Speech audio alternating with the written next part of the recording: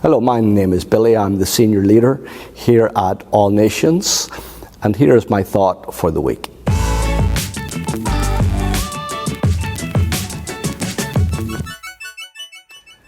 Some weeks ago, a number of us had the opportunity to visit Israel.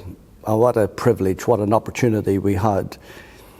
In walking the streets of Jerusalem, thinking about the events of 2,000 years ago, the place where God came into this world in the person of Christ, I began to think about not only God's salvation to us and the death and the resurrection of Christ, but I thought of the miracle of modern day Israel. It's amazing when you walk around Israel and see the infrastructure and see the blessing of God just upon that nation. God still has his hand on this nation, because God is a covenant-keeping God. He promised, he said, for all the land which that you see, I will give to you and your descendants forever. And we ought to remember, God said it's forever. God will not break his word.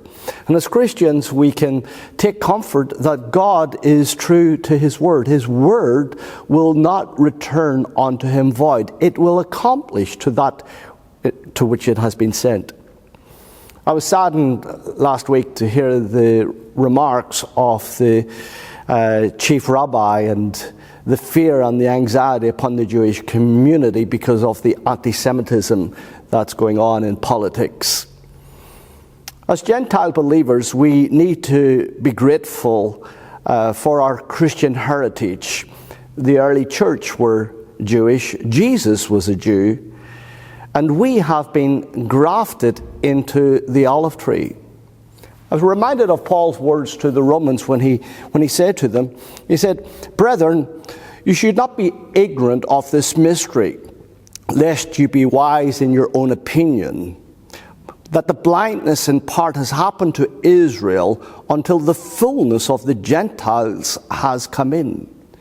And so I believe as believers, we ought to be grateful for the Jewish nation and what God accomplished through that nation. I still believe that God has a purpose for that nation, because one day, as we know in prophecy, we read that one day they will recognize him whom they have pierced.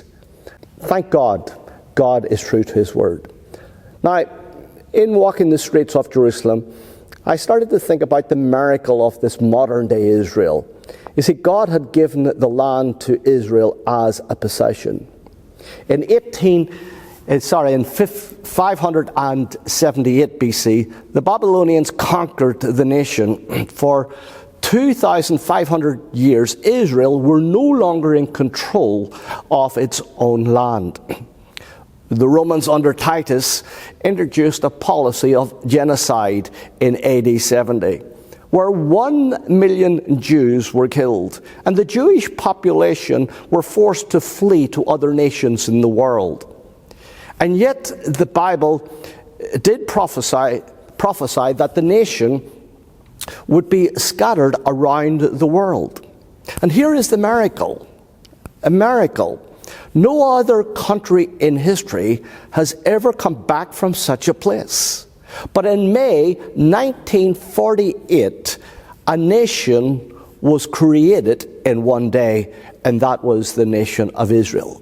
And yet thousands of years ago, God prophesied, there is hope for your future. Your children will come back to their own land.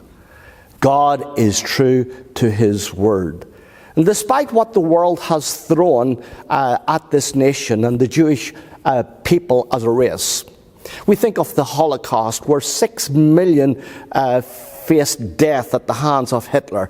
God is still true to his word. He keeps his word. And thank God for you and I as Christians, we can take comfort in the fact that we are kept by the power of God unto salvation. The Jews, as an ancient people, have a heritage. They have a culture. They have a direct lineage that goes back all the way to Abraham and Isaac. The question is, Where are the ancient peoples like the Amorites, the Romans? 2,700 years after God made a promise through the prophet Jeremiah, the Jews are still Jews, despite what they have faced over past years and centuries. They still have their own culture and they still have their own identity. And God still has their destiny in the palm of his hand. I think of their language. What a miracle. God promised, he said, I will restore to the peoples a pure language. The ancient Hebrew language is the only dead language ever to be revived in the history of the world. In 1948, Hebrew was the official language of this new state of Israel. And as we travel around the countryside, we looked at the desert and we looked at the blossom, we looked at the flowers and just the fruit, and we were amazed because, again, there is another miracle. Because 2,700 years ago, the Bible predicted that Israel shall blossom and fill the world with its fruit. In 1948, more than 80% of the land of Israel was completely barren. It was desert. And today we see a miracle. We saw that miracle 4 weeks ago because the desert is now in blossom. Today Israel is a fruit and veg world superpower. In 2015, Israel exported 50 million flowers to Europe on Valentine's Day. They are world leaders in technology.